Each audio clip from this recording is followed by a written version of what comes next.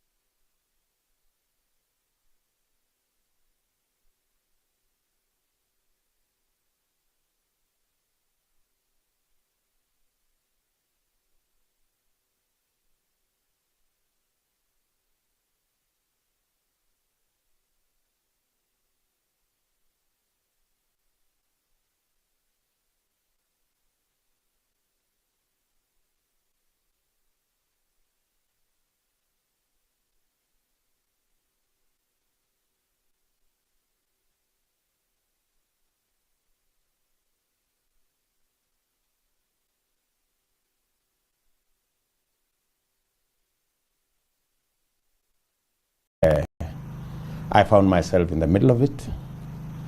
I thought I would work with it, and so far it's given me an opportunity to serve, and it's been a wonderful moment serving. At what point did you think, maybe I should leave Kenya? Of course, when with time you find that you have actually something you can offer your country. And in 2006, 2005, 2006, it's the first time I offered myself to run for president.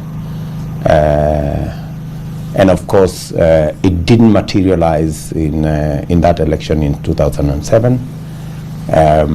We went through a process, and in that process, I wasn't the candidate. I decided to support somebody else in 2007. In 2013, I also stepped forward again after a lot of evaluation, consultation, looking at the situation as it was that time, again I decided that I would support somebody else. And of course, in this election, I think I am now prepared enough. What do you say to people who say the DP has been campaigning for the last 4 years, that you've actually spent the last, well, we could call it 4 years since 2017, just after the election, campaigning to be president? Well, if you can watch my clips all that time, I didn't say that I was running for president. I was doing what this office demands of me. Many people can construe it to mean anything, but of course I had responsibilities. I went to launch a road here, a water project there, a CDF project here, and did what I did. Let's say, for example, there is absolutely no difference between what I did 2013, 2017 from what I did 2018 to now.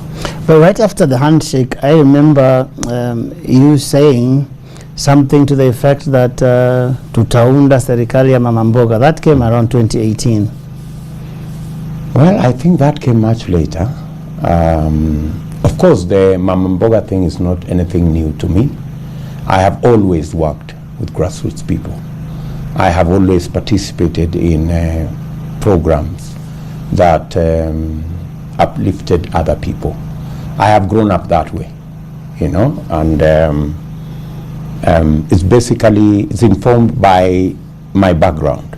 You know, I came from that background. I came from a simple background, and I have a lot of passion in trying to work with other people to see how their lives can be better. A lot of things have changed for the number of times that we've had this conversation, and I like to ask you about you and your boss many times I come, because I mean, you're still the deputy president, and you tell us that many times. Where would you say that stands now? Especially because that's true. Especially because right now your boss is supporting someone else for the presidency. Where does that relationship stand today? I would have preferred Joe that we discuss my candidature, but because you've asked, my candidature has nothing to do with Uhuru Kenyatta. When I decided to support Uhuru Kenyatta, and I have said this before, when I decided to support Uhuru Kenyatta, it was a decision I made, and I didn't give him any conditions. I did not expect of him to do anything. I did not, for example, tell him that I'm supporting you this time round, you can support me the next time. I did not do that. It's him who offered that because you are supporting me, I'm going to support you. He's an adult. I'm sure he can decide, he can change his mind. That's perfectly in order for me. And the rest is history. He is supporting somebody else like any other Kenyan. There are millions of Kenyans supporting either side of this divide, and that's perfectly in order as far as I'm concerned. You know, what would be puzzling to many people, Bwana DP, is the fact that you have said, I mean, pursuant to that executive order of 2020, that he took your job and gave it to someone else. When is the last time you were really deputy president in the true definition of that role in the constitution? I think post-handshake, of course, things changed post-handshake. And clearly, my influence as deputy president, my roles, my input in government significantly was in our first term. Of course, in our second term, with the handshake, it became a lot What was left? It became a lot different. What was left? Like, what are the functions that you have still been performing? The functions that remained was maybe something to do with dealing with the counties, making sure that the IBEC roles that are in the law, the advice once in a while that was expected of me, which I gave. Once in a while, assignments here and there, which were given to me. And of course, being a public officer, I can figure out what else I can do as I wait for other assignments from my boss. And I did exactly that. Worked with many of the other public servants, worked with many of the other politicians in the public space, you know, profiled what we were doing, and did what a deputy president would do. But why are you still holding that office if you're not able to perform all the roles? I think even that's a question that the president himself has asked. Why shouldn't I? I mean, if you're not able to perform the role... I was elected by the people of Kenya. But you're no longer able to perform it for whatever reason. We still pay you to do it. Exactly. You know, Joe, I think the flip side is, why hasn't William Ruto been assigned roles of deputy president? Maybe you should ask that the right person. And I will. I hope to get a chance to do that. But what I can ask you now... You've been trying that chance for the last 4 years. You have. Well, I mean, you granted me the interview. That's why I came here. But the question I'm asking Bwana DP is a question of conscience. I mean, if you have been hired by the Kenyan people to do a certain job, and for whatever reason you are not able to do it, wouldn't it be a good thing to go back to the Kenyan people and say, you gave me this job, you pay me for it, but I can't do it because I have not been allowed to do it, and therefore I can serve in other responsibilities. Isn't that a fair position for someone to take? Two things, Joe. There are people who wanted me to do exactly that. They thought they would frustrate me out of this office.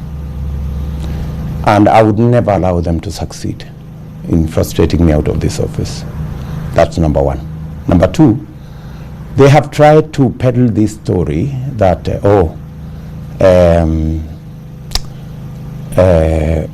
William Ruto has not done his duties in accordance with the Constitution. I have asked them, and I will ask them on this forum, which responsibility, which duty, which assignment was assigned to William Ruto that he has not discharged, right? So that's the question that they need to answer me. You know, you cannot tell me that I need to resign because I have not discharged the responsibility of the deputy president. Which assignment is outstanding that was assigned to me by the president or by the law or by the Constitution that I have not discharged? To the best of my knowledge, every assignment, whether it is assignment by the law, whether it is assignment by the Constitution, I have discharged those responsibilities. And any assignment that has been given to me by my boss, I have discharged it, and I dare say, to the best of my ability and in the best way possible. So there is absolutely no reason why anybody would ask me to do anything or to act in any other manner than I have acted. Wouldn't the reason be that you are unable to perform those roles, but you still hold the office? How was I unable? Has anybody told you we assigned William Ruto this and he did not do it? You've said that you have been unable because they have been given to someone else. No, I'm saying, but that has been done. But has any assignment been given to me that I have not discharged? Do you think perhaps that the framers of our constitution should have made it easier for the president to fire his deputy in case there are irreconcilable differences such as what we have now? I don't think so. Because it is dysfunctionality, isn't it? I don't think so. I think what the framers of the Constitution did is exactly the right thing. That when Kenyans decide to elect a deputy president, and Kenyans were very clear. If they wanted a deputy president to be appointed and fired, they would have done so. But Kenyans decided that they want a deputy president elected together on the same ticket with a president, and that deputy president should serve and cannot be fired by anybody. So that it is not the whims of an individual that carry the day, it is the dictates of the Constitution that carry the day. Would it be better, for example, if the deputy president would have been assigned specific things to do that do not depend on the goodwill of the president? I don't think so. I think, you know, you do not want a situation where if there is a challenge like the one that exists, you paralyze government, you know. It's okay that the president has done whatever he wanted to do, yeah, even though he didn't want to involve me. But I hope he has achieved whatever he wanted to do. I was surprised, however, the other day that he was complaining that he has failed to achieve certain things because of William Ruto. But I was always available. There are people who say... I mean, there are people who must have failed the president miserably. The people he has assigned those responsibilities. Haven't you heard people say, Bwana DP, that there was a point at which it looked like a co-presidency, that the DP would go somewhere and say, serikali yangu na rais, that there was an impression that was created that there was competition within the presidency, and that part of that responsibility perhaps lies with you because of that impression that you created that the president was not the only president we had.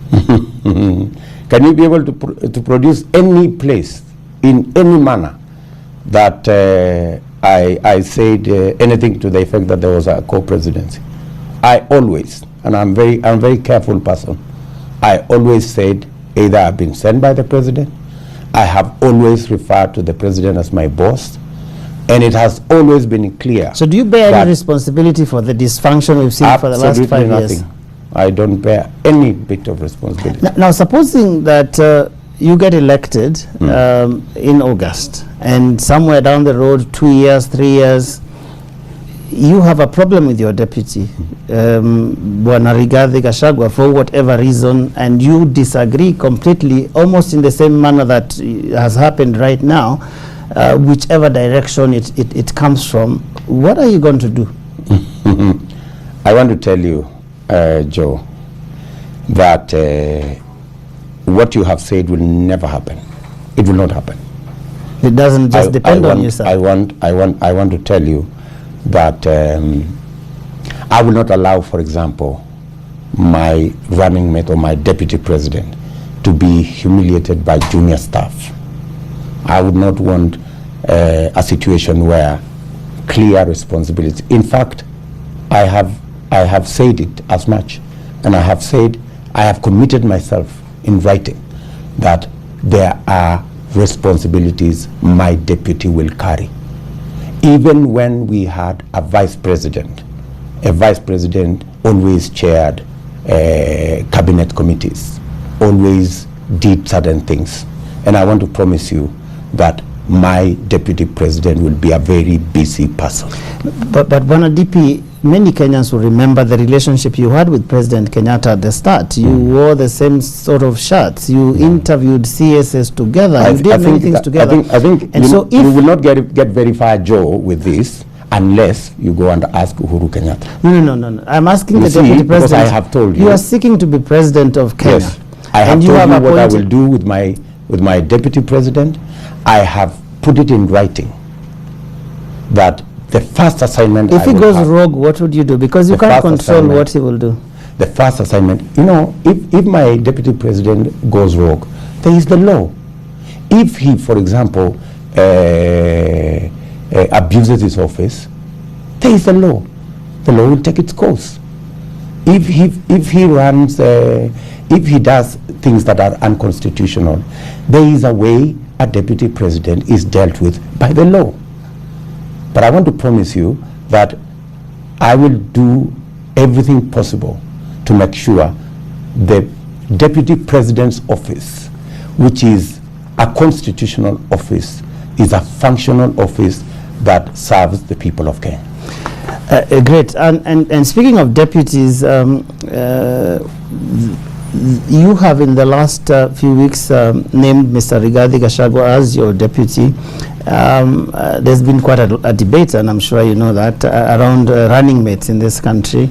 Perhaps this would be a great time to shed light on why you settled on this gentleman. Rigathi Gachagua is somebody I have known. Rigathi Gachagua is a very passionate leader. Rigathi Gachagua is a people's person. He speaks about the things that I speak about. He speaks about ordinary people. He's concerned about matters to do with farmers. He's concerned about the things that are dear to ordinary Kenyans. And the nexus between me and Rigathi Gachagua is the people. He believes in bottom up the way I do. And that is why I chose Rigathi Gachagua to work with me. Now, on the 14th of May and even the 15th, there was a lot of talk coming out of this place about what was going on as you met with the various teams here and eventually came up with the running mate. And there was talk that basically everybody else favored someone else and you overruled them. Well, those are stories. You know, there were many opinions. I had about 5 people I was looking at, and I took time to ask friends, to ask members of my party, and to ask other stakeholders what they thought. You know, and I engaged them because I believe in consultation, and I took time to consult. And the outcome, as you have seen, was finally Rigathi Gachagua. And the other candidates were very good people as well. Anne Waiguru, for example, is a wonderful lady. Alice Wahome is a wonderful lady. My good friend Abraham Kithure Kindiki is a wonderful gentleman. And Ndindi Nyoro, the young man, is an upcoming great leader in Kenya. And all of them were great people, but there is always a chance for one person at a time, and that was Rigathi Gachagua this time. Professor Kindiki, your good friend for many years and lawyer, said 3 days after this that he actually was favored by the Electoral College, that he had led in the opinion polls, but there were other considerations. Precisely, there were so many other instruments that we were using, that I was using, you know, to try and arrive at. I looked at many things, you know. I looked at many aspects of what was required of a deputy president, and there are some that were favored by gender. There are some that were favored by opinion polls. There are some that were when I met groups. This group favored a different person, another group favored a different person. But finally, we all settled as a team on Rigathi Gachagua. Because when Rigathi Gachagua appeared on Citizen TV that same night, he said that you picked him because he is a skilled mobilizer and could connect well with Mount Kenya.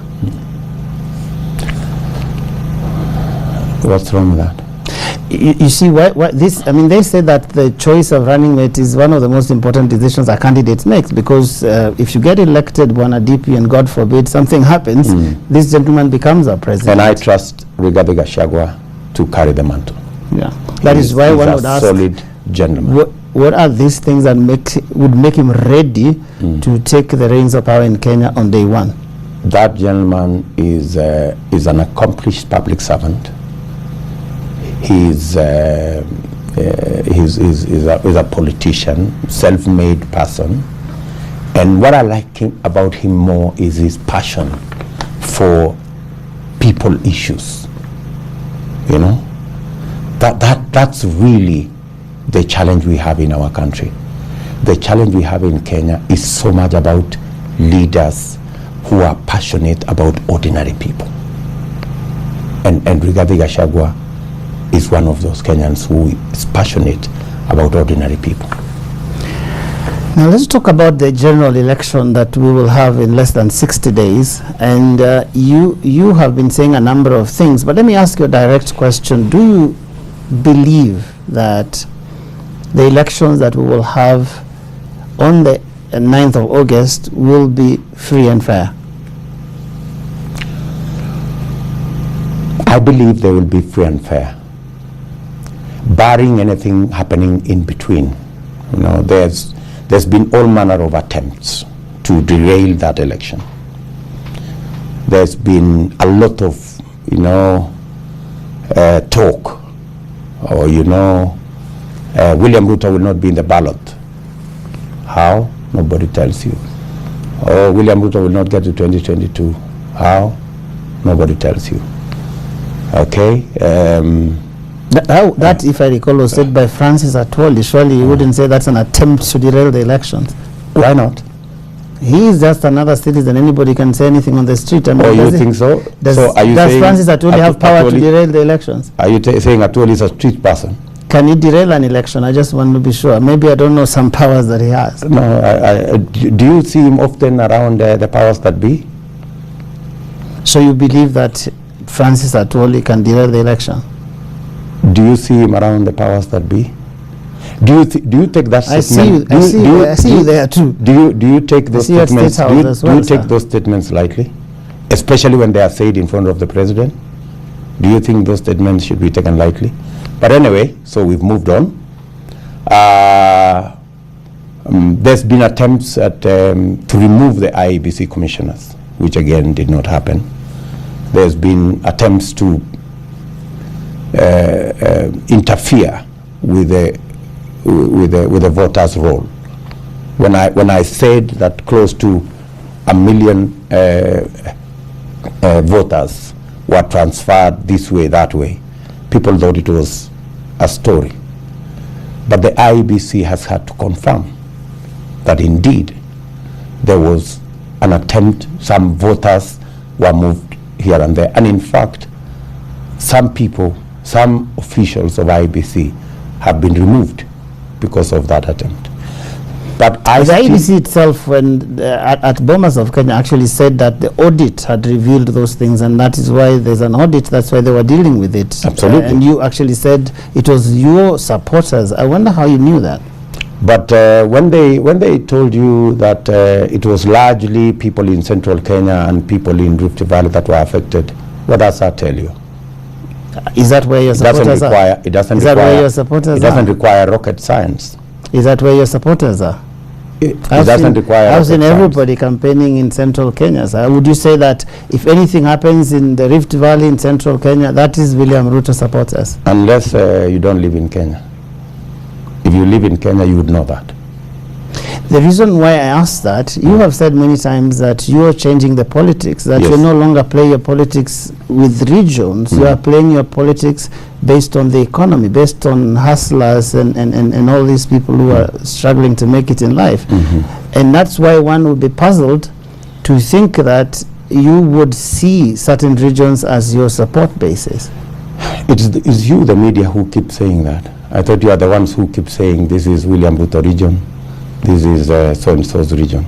So you are confirming that Central and the Rift Valley are your regions? I'm just saying what the media is saying.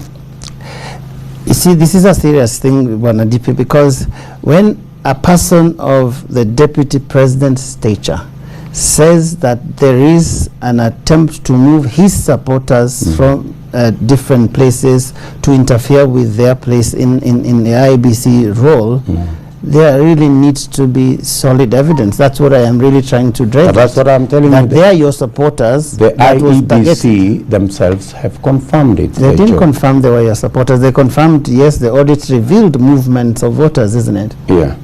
So if you don't think they are my supporters, it's fine.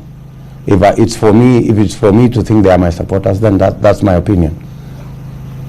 Because you don't think they are my supporters? You don't think I don't know who they are. I don't know who your supporters are. Supporters in Central? I don't know who your supporters are. You don't think I have any supporters in Rift Valley? And that is the same thing I'm sure your competitors would say. They have supporters elsewhere, isn't it? Okay, so I mean, it's for them to choose where they want what they want to say. Okay. Yeah. Great. So you have said there are those attempts, but you've also said that nobody can steal your votes. What does that mean? It just means that they cannot steal it. They've been trying to peddle stories left, right, and center. That, oh, you know, they have this thing called the deep state. They have this something called the system.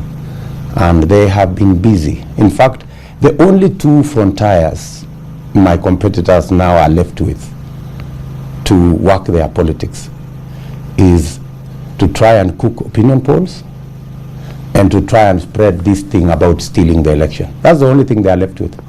Everything else, they neither have an agenda, they neither have a program. Whatever they try to put together is faulty. It doesn't add up. Yeah. So, what this election is about, Joe, you know, it's not about all these things people are talking about. This election is about the economy. This election is about the economy. And the only people with a plan on the economy is Kenya Kwanza. At this stage, and we have a credible plan. We have sold that plan to the people of Kenya. The people of Kenya have bought that plan. Our competitors try to plagiarize our plan. They try to take bits and pieces of our plan and try and cook something, but it's faulty. And we'll talk about your plan in a moment, but the reason I think we need to discuss this issue of the safety of the election, because people have fought in this country before about the results of election, about the process. A whole presidential election has been nullified in the last election. So from where you sit, are you worried that something might go wrong with the election, that someone might interfere with the results of the election? I am not worried that they will interfere, but they will attempt, but they will fail. They will not succeed. They have already made attempts, as I have told you, but they have not succeeded. I am very confident that finally, unless something drastic happens, we will have a credible election. Now, one of the latest complaints from your party is the involvement of cabinet secretaries in what you see as partisan politics. What is the problem? You just need to read the law. The law is very clear on what cabinet secretaries can do and cannot do. In fact, that is why we have formally written so that, you know, this is a country where you make choices. If you are a public servant in a certain category and you want to participate in politics, you just do the right thing. But if the law says you cannot support any side in an election, that's the law. But they also, unless you change the law. They're also quoting the law. They are saying that the Leadership and Integrity Act, Section 23, says an appointed state officer other than a cabinet secretary or a member of a county executive committee shall not, in the performance of their duties, act as agents of a political party and all of that. And they're saying that there is an exemption in the law. So the argument we're having here is where you say the law is clear, but they're also saying this is the law, and they're reading the Leadership and Integrity. So are you arguing on their behalf? No. I am just making sure that what we are saying is actually accurate. But you see, what we have done, we've done the formal thing. We have written to the institutions. Let the institutions interpret. Let the institutions tell us this is what the law says. But we have given them what the law says, and to the best of our knowledge, let them do the right thing. If the law says this or the other, the institutions that are charged with that responsibility will take action either way. Now, in 2017, Raila Odinga, who was then your competitor from the opposition, made the exact same complaints about cabinet secretaries getting involved in politics.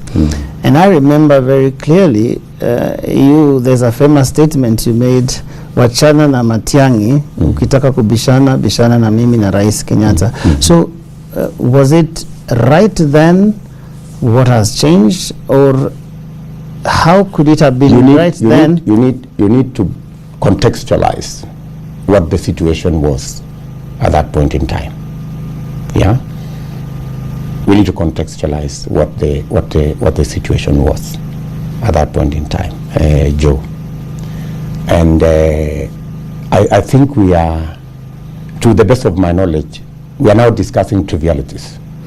I think the most important thing that the people of Kenya want to make is they want to understand the choices they have in this election. I think really, Joe, you're running for president. We would spend this time better if the people of Kenya can understand from William Ruto and Kenya Kwanza what is in it for the Kenyan people. That's precisely why we've gone bottom up, because always the discussions we have in this space is about us. It's about William Ruto and Raila Odinga and the big boys. Where is the Kenyan person in this? You see where the Kenyan is, sir. I think where the Kenyan is. Where we need to go with this interview, quite honestly, is for the ordinary person watching me. They want to know, William Ruto wants to be president. What is in it for me? Because politics is about interest. But they also want to know why. Let me tell you, Joe. Why you were supporting this the other time, and now you're opposed to it. Isn't that something they want to know? Even Jesus Christ, if I can, I know you are a good Christian. In Matthew, I think 17:29, his disciples, when they were following him, they asked him, we have left our families. We have left our businesses. We used to be fishermen. We've come to follow you. What is in it for us? Disciples of Jesus Christ. The people of Kenya wants to know also, as they go to the ballot, what is in it for them?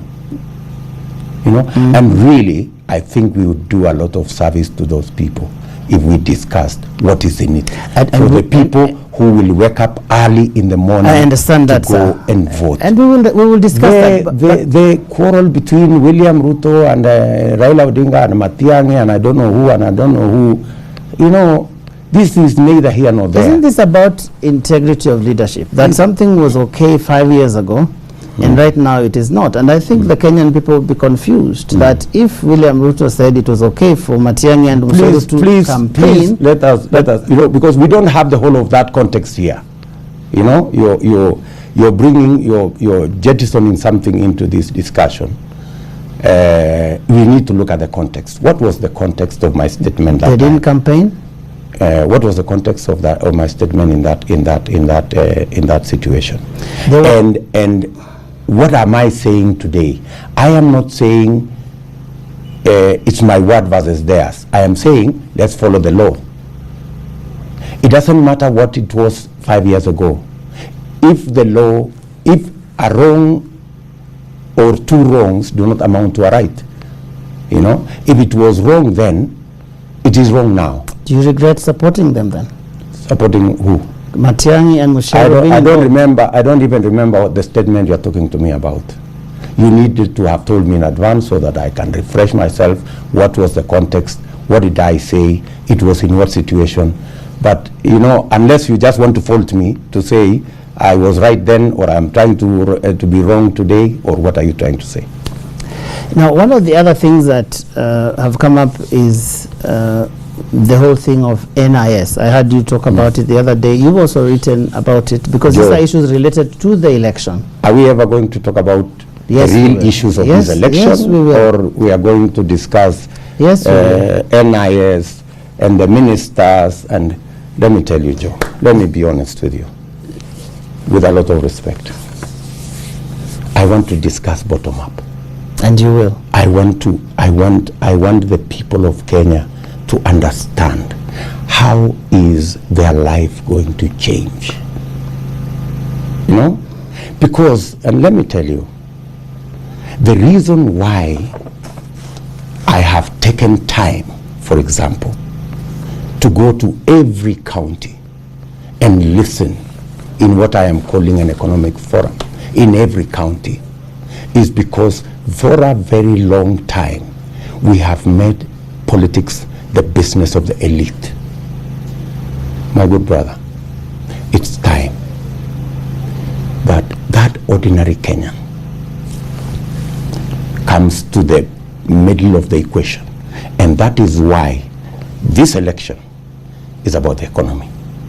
This election, the face of that economy is that Mama Mboga.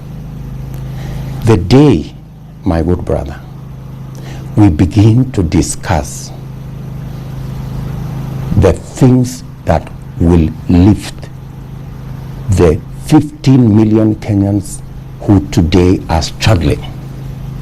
The day we began that discussion, and that's where I want to go, I want to have that discussion, because that's how we are going to change the fortunes of our country. And if the elections go wrong, because these are things you've been raising because you think they could interfere with the elections, I have then told you, the views of that person will not be for the last expressed 15 in the minutes, ballot. I have told you there will be attempts around the election, but I am confident that nothing will go wrong. So let's talk about a bit, because we haven't, we have reports that your manifesto will come on the 30th of this month. Some people say that's a bit late. It's not late. I will not have because, time to interrogate it for just 1 month before the election. I have been having that conversation over the last 2 years. I decided to change the frame of the political discourse of our country. For a very long time, we went and sat in a boardroom with technocrats and people in ties, and we cooked something, and we went to the people of Kenya and told them, oh, we're going to do this for you, and we're going to do this for you, and we're going to do the other. And that's why we've never gotten it right. I decided this time round that we are going to begin at the bottom. We are going to have a conversation with ordinary people. We are going to ask them about their issues. We are going to ask them about their concerns. We are going to discuss with them about what they think is the priorities that will change their lives. And it's amazing, simply amazing, how Kenyans understand their issues and what kind of great ideas they have on how we can get Kenya to the next level. I have benefited, my team has benefited from immense contribution, ideas, suggestions, proposals from ordinary Kenyans.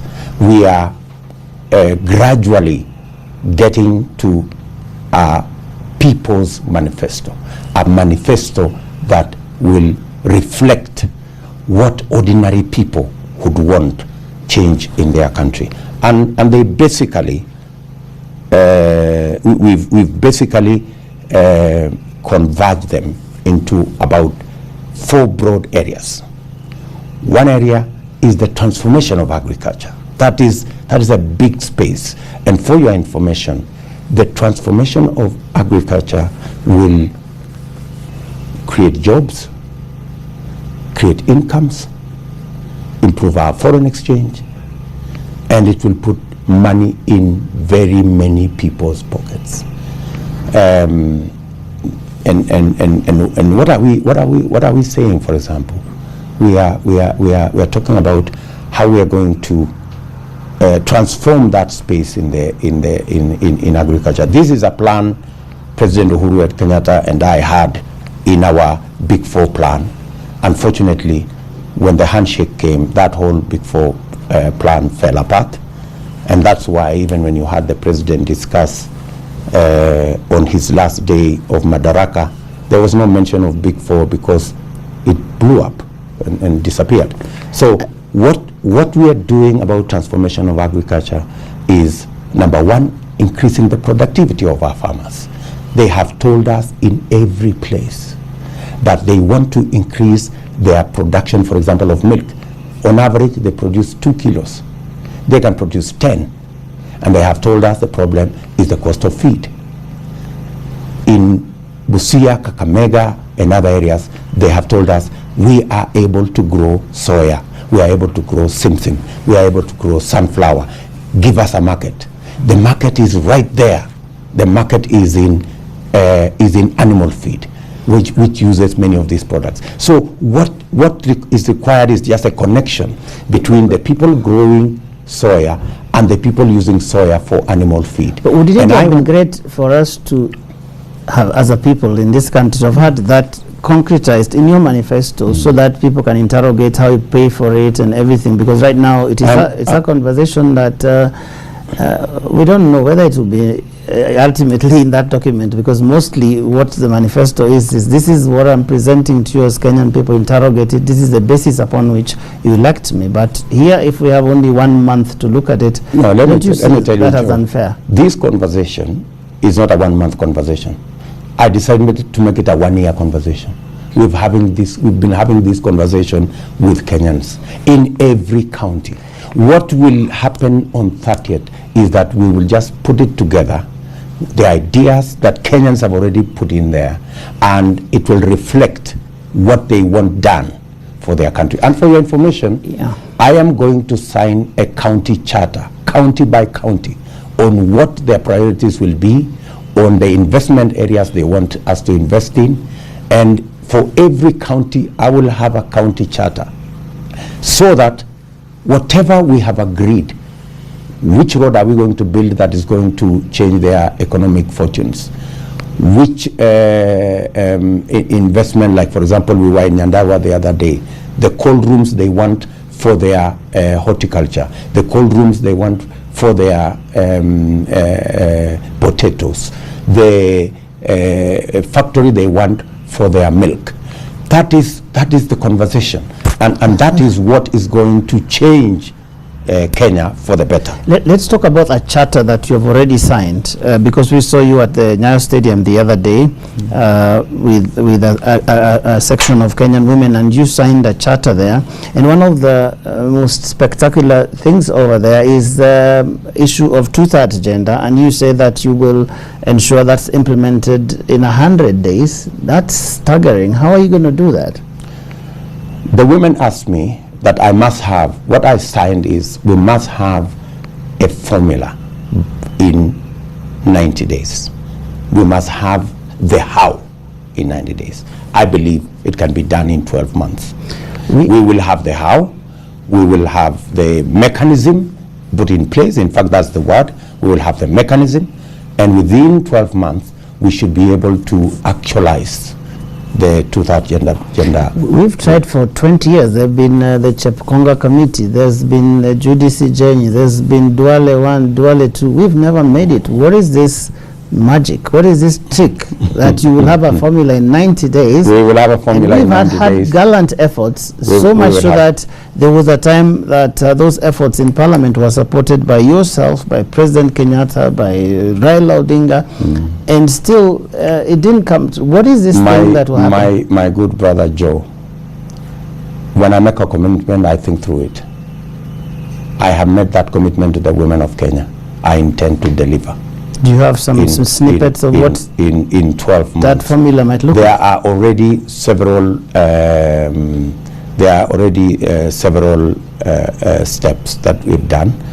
There is a Cholet bill that is already in the offing that provides a mechanism, even without having to change the constitution, that we can accommodate women leadership and attain the two-thirds gender rule. I have made a commitment, for example, that to even kick off that journey, I will be appointing, by God's grace, half the cabinet to come from women. There are several other administrative interventions that can be done to enhance and to actualize the two-thirds gender rule in public appointments, in elective appointments. That is a possibility. It's not far-fetched. And beyond that, we are looking at the whole array of women. How do women are the majority at the bottom of the pyramid. I have, for example, said of the 50 billion yearly fund that will be for micro and small enterprises, 50%, 25 billion, will be used for women-owned enterprises. Aren't you oversimplifying a very complex thing? Because you are a great advocate of separation of powers between the president and the legislature, the executive and the legislature. And here you are talking about something that is stuck in Parliament, so much so that even an advisory came for Parliament to be dissolved. what guarantee do you have that you will have such control on Parliament that you can actually make them do something about what is a constitutional provision which we have failed to implement in 10 years? My good brother, I have been around for a while, and I know, for example, that Parliament is made of reasonable people. The level of engagement and commitment and passion of a leader makes a whole difference. It is possible to persuade Parliament to do many things. Let me give you an example. We persuaded Parliament, and I sat in my tent outside here, and we persuaded Parliament to make the law, to make it much more difficult for people, for parties to have a bigger say in how to manage political elections. The members of Parliament agreed. They passed the law. You know, so it's possible to persuade. What is required is political goodwill, political passion to achieve certain things. And I want to tell you, has that been lacking that since 2013? That a William Ruto president will deliver on the 2000 gender rule. Are you saying that goodwill, political goodwill, has been the problem in delivering what the Kenyan women have looked for this many years? I don't want to get into an argument about that, but I have told you what I will do. Okay, let's talk about your campaign, because you have been campaigning for some time, as you said. And you have been deputy president for all of 9 years. Yes. And there are many times that you will talk about some of the things that you've achieved. Yes. There are many times you criticize things that have happened or not happened. What part of the Jubilee record do you take responsibility for? The one I have been responsible for. Which is? Let me give you, there are three, there are Is it the four, first? No, the no, there are first four term, things. the first term, the second four term? things President Uhuru Kenyatta and I set out to achieve. Number one, in my boardroom here, the boardroom in this wall, behind this wall, we sat down with the Ministry of Roads. And I remember asking the question to Michael Kamau, our first CS for roads, when we were interviewing him, what he is going to do to reduce the cost of road construction. I remember asking him in the interview. I know Michael Kamau is listening somewhere in Kenya today, and he will confirm. They sat in my boardroom here. We sat here many hours with Michael Kamau, engineer, with Mosonic engineer, with engineers from Kera, and we worked it out, and we set out to achieve 10,000 kilometers of tarmac. You heard the president say we achieved 11,000.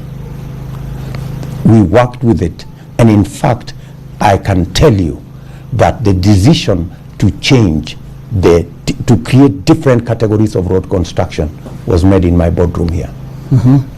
Number two, we decided that we were going to increase our electricity generation and connection. Again, I can confirm to you that we spent many hours with the Ministry of Energy, of course with the concurrence of my boss, in my boardroom here, to work it out with Charles Keter, Engineer Njoroge, and others. And finally, and the MD called Chuma. Finally, we crafted a mechanism that gave us the opportunity to increase our electricity connection from 2.3 million shillings in 2013 to almost 8.9 million connections today. We made the decision against the background that I had come from the Ministry of Higher Education, that we were going to change our education profile so that we move more people towards technical education. This is a program I had started at the Ministry of Higher Education when I was there for about a year. And that program has now seen people in TVET, students in TVET, grow from 89,000 in 2013 to now close to 500,000 this year. I can tell you, I participated in that program. In fact, that program was largely run from my office with the concurrence of my boss. I can also tell you, we did many other projects together. So which part of this record do you take responsibility? Which part would you say you can't own? Because there are people who say, how can you cherry pick only the successes and not own up to the failure of the Jubilee administration? Because right now, if anybody came from another world into this country, they would think that you are an opposition candidate. You've never been in this government that is currently there. What I have a problem with, I have stated. You know, we sat down again with my good friend Uhuru Kenyatta. Long hours with technocrats, with advisors, with foreign experts to craft the Big Four. Right? The Big Four was essentially to build on the platform we had crafted in our first term. And the Big Four was supposed to achieve three major things. Number one, to ensure that we deliberately create jobs for our young people. That's why we had the housing program there. We deliberately worked on agricultural transformation, which we were saying agriculture and food nutrition. Again, to sort out the challenge of high cost of living. You know today, Joe, that on average, Kenyans spend 52% of their income on food. It is the single biggest expenditure on the people of Kenya. So reducing the cost of food is a major plank in ensuring that this country grows. Yeah. So that was supposed to be achieved. It did not happen. The third issue was universal health coverage. You know, unfortunately, after the handshake, and I've said it before. You have said the handshake. I mean, the whole thing changed. You've talked a lot about the handshake. We started to hear, oh, you know, that's not a priority. You know, the priority now is to change the constitution and do all the manner of things we did. And we spent so much time, we spent so much energy, we deployed so much passion in that direction.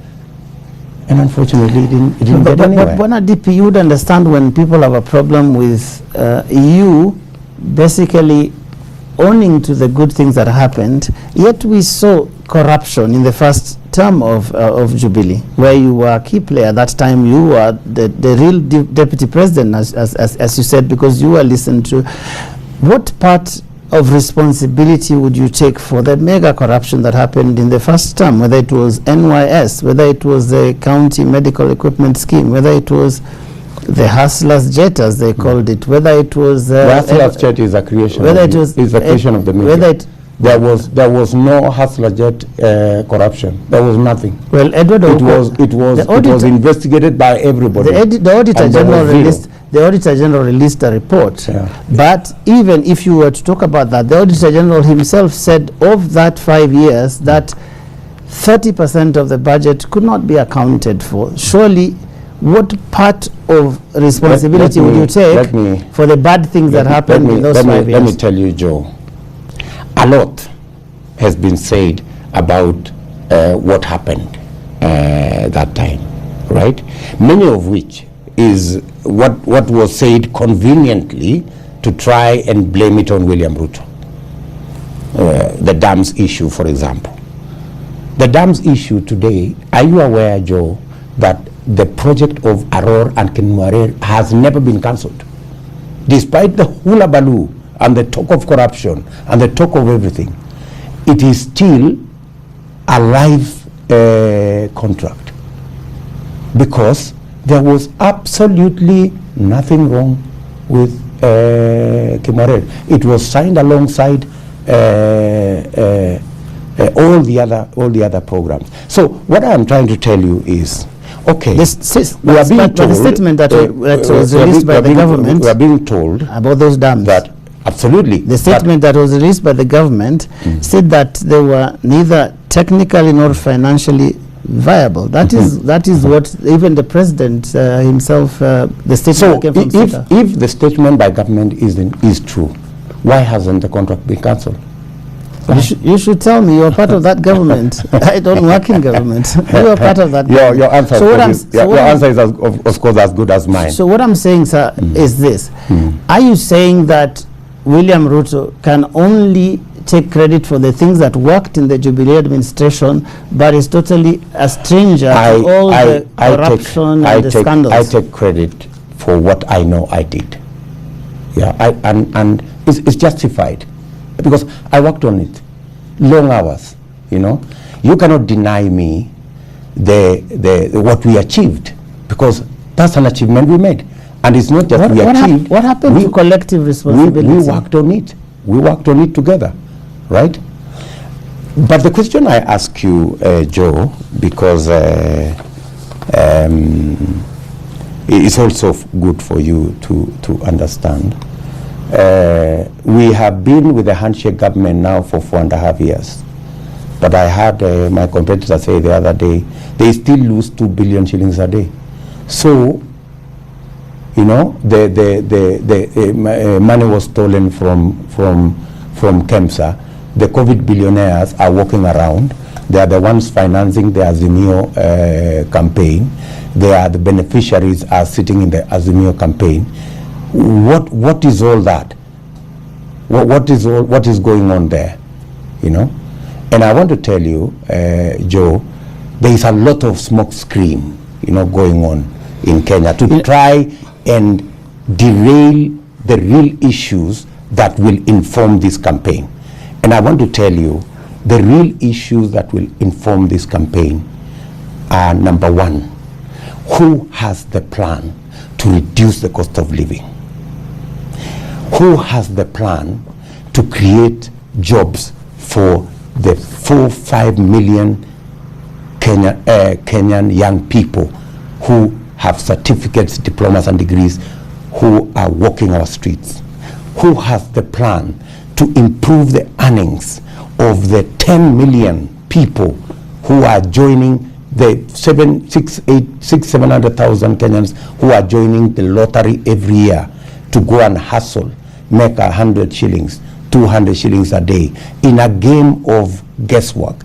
Who has the plan to bring that together? But does that plan also come with the issue of trust, which is what I'm talking about here? In 2013, Jubilee made many promises, and many Kenyans have talked about that issue. For example, of the stadiums that you promised so eloquently. Talked about the stadium is the only thing you can talk about. Will not do five. No, why don't we talk about the roads we promised to deliver? No, let's talk about the stadiums for a moment, because that was never done. We are going to talk about the stadiums. That was never done. We are going to talk about the stadiums.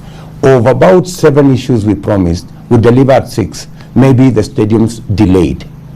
But I want to tell you, the stadium today in Meru is complete. The stadium today in Tharaka Nithi is complete.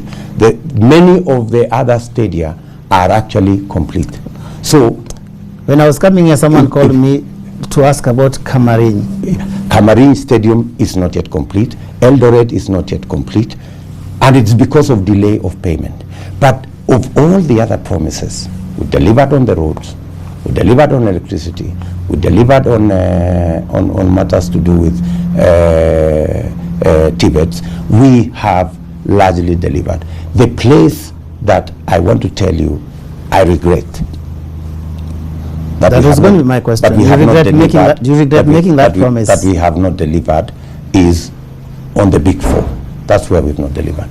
Now let's talk about. And it's really something that I am very passionate about, because that is where the real transformation of our country would be. And that is why, Joe, today, as I sit here with you, and as millions of young people in Kenya listen to William Ruto, I want to tell them, we have a plan on making sure that the millions of young people out of school, it is possible for the government of Kenya, it is possible for us to build sufficient programs, deliberate, not guesswork, deliberate programs on creating jobs using housing, using agro-processing, using value addition, and the whole array of manufacturing. And I have clearly spoken to areas that we will invest and we will create those jobs.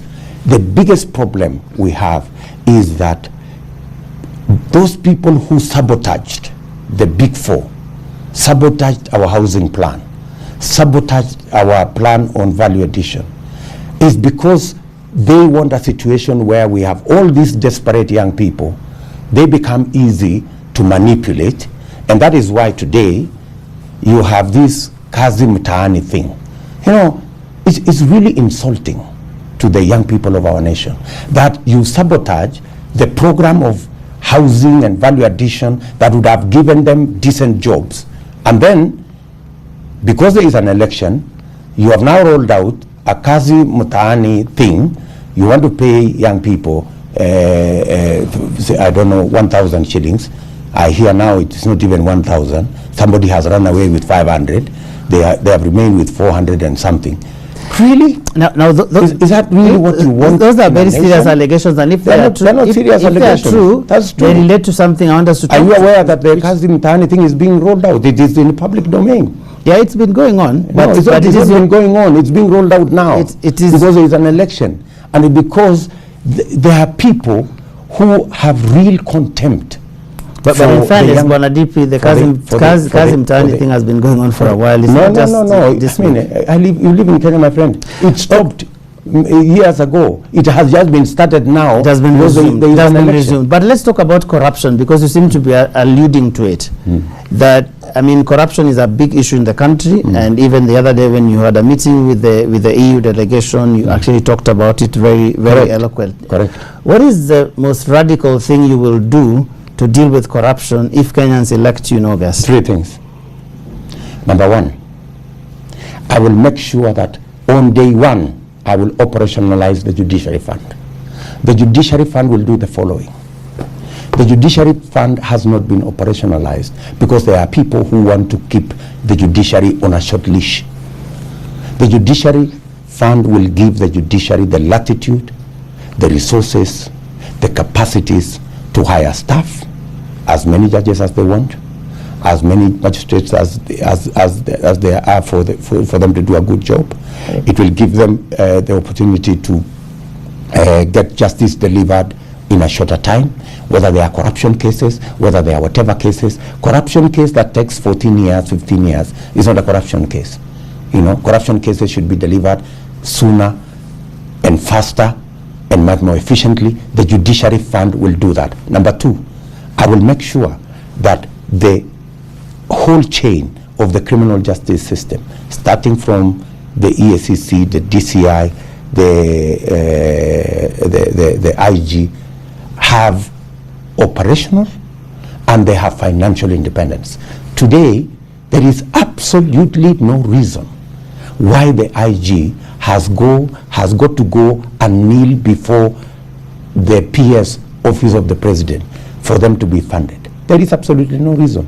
The law says the IG should be given an accounting officer, an independent budget, where the executive should be able to demand, where Kenyans actually should be able to demand from them.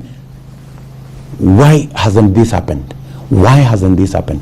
But because there are people who want to control what the DCR does, what the EACC does, what the IG does, you control it by using money, that we are going to fund you as long as you do X, Y, and Z. And number 3, Joe, I will step back. The reason, and build the institutions. What does step back mean? I mean, step back from interfering, you know. In fact, there is only one thing that Chief Justice, and I have said this before, Chief Justice Mutunga said that he was very happy with Mwai Kibaki. The phone in his office never rang. Yeah? Because the president allowed him to do his job. Would you appoint those 6 judges that were... Of course, day 1, I will. Now, I will appoint them. Let me tell you, the reason why even presidents in a place like Korea, Even prime ministers in a place like Israel are taken to court is when institutions are working. That is when everybody is held to account. But when the president is the one giving us lectures on who he will arrest and who will charge and who will do what, it means he himself is untouchable. There are people who listen. We must build the institutions so that the institutions make sure they deliver on their mandate. There are people who listen to you tonight, Bwana DP, and they will ask, is this the same person who has spoken in a certain way about the judiciary? I mean, for example, many people remember when they nullified the election, some of the things you said were to sita wanakama hali, overturning the will of the people, yet that's something that the Constitution mandates them to do if they so see fit, depending on the evidence they have. What assurance do you have today that you actually respect the judiciary when in the past there have been statements that suggested that you actually did not hold it in such high regard? Let me tell you, when you respect an institution, you don't worship an institution, you respect an institution. And Paul Muite once told me a very fundamental principle when I first came into Parliament. Paul Muite found me in Parliament when I came there first time in 1998. And I was a very fervent supporter of Kanu then. He told me, young man, when you support a party or when you support a government, you criticize it when it goes wrong, right? That does not amount to disrespect. Did they go wrong in 2017? That does not amount. I hold it that we won the election fairly, you know, and it is okay for anybody to criticize the judiciary. It doesn't mean that you don't respect the judiciary. Yeah. We criticized. I spoke the way I spoke, but I am the first person who told President Uhuru Kenyatta we must go back to the election.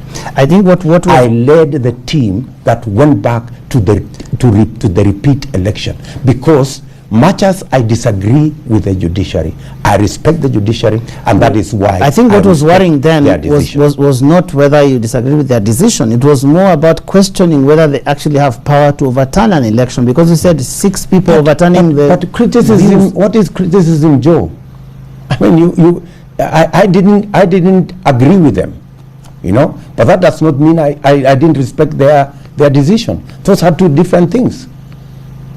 Because I was very sure that we won the election free and square.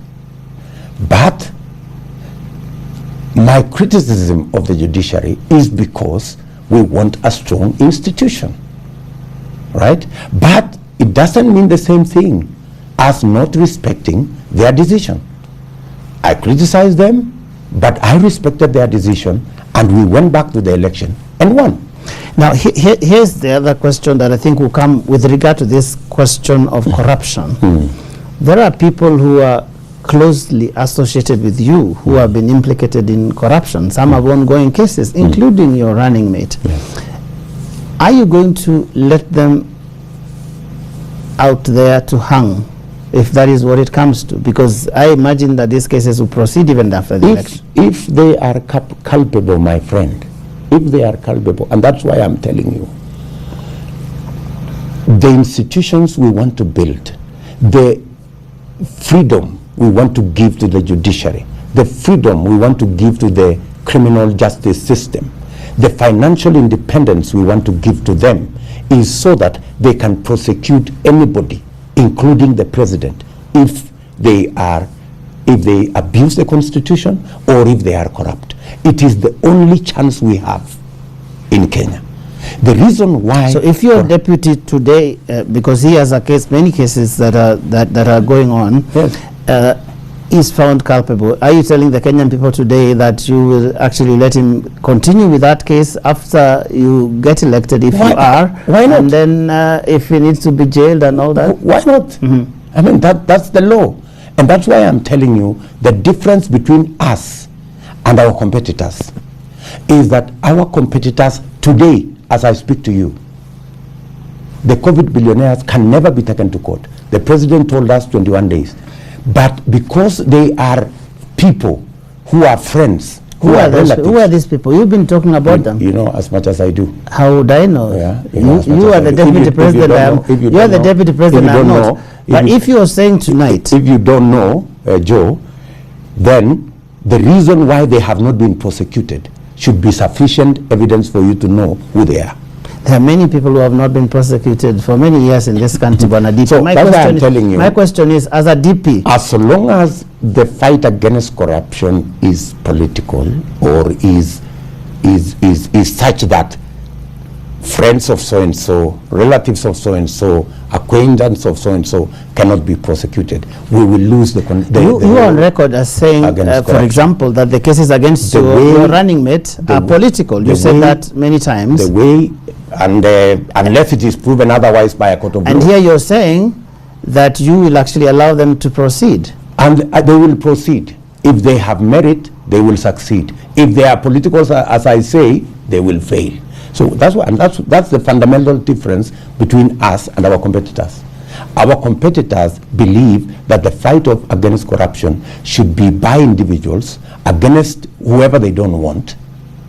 Our difference is that we will get the institutions to deal with a matter of corruption and deal with everybody, whether they are our relatives, whether they are our friends, whether he is my deputy, whether it is the president or whoever.